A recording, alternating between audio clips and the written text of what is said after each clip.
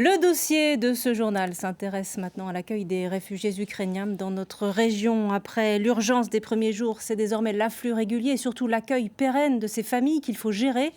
En Charente-Maritime, la préfecture lance donc un appel aux collectivités locales. Reportage Anastasia Nicolas et Cédric Cottaz.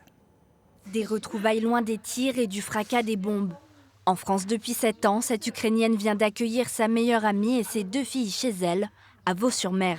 Elles ont fui la guerre de Vladimir Poutine. Toute ma famille en Ukraine, et c'est que le plaisir pour moi de faire quelque chose, que le petit pour accueillir aussi, pour aider, pour faire quelque chose. Попробуй прочитать вот эту фразу. La pomme est Rouge. Igor, le mari d'Irina, est réfugié politique russe. Il sait que le conflit et cette solution d'hébergement d'urgence chez eux peuvent durer. Peut-être c'est arrêté bientôt, peut-être ça continue quelques mois, quelques années peut-être, je ne sais pas. Et le temps que ça durera, vous allez rester solidaire du coup avec les Ukrainiens? Vous allez continuer à accueillir des personnes s'il le faut? C'est besoin, oui. C'est besoin, bien sûr, oui. Ils vivent désormais à 6 dans cet appartement HLM. Une situation que l'ami du couple espère provisoire. Je suis soulagée et beaucoup plus sereine ici.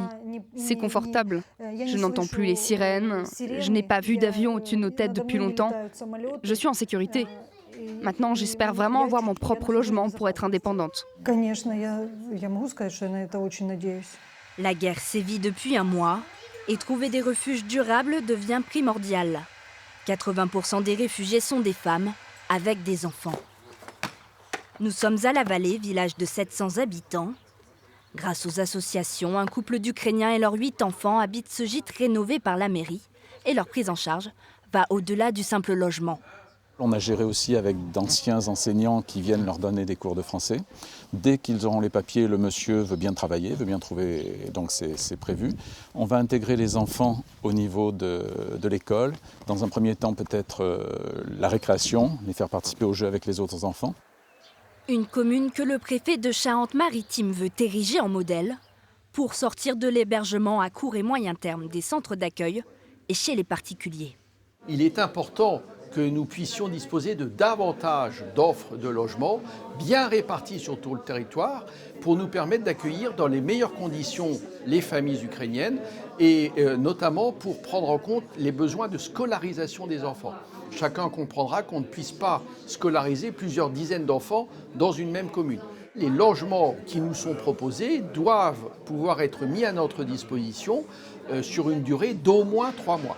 Exemple à Royan, dans une résidence autonome pour personnes âgées gérée par la ville. Elle a accueilli ses premiers réfugiés. Cette famille pourra rester aussi longtemps que nécessaire, mais tous rêvent déjà de retrouver leur véritable foyer. Bien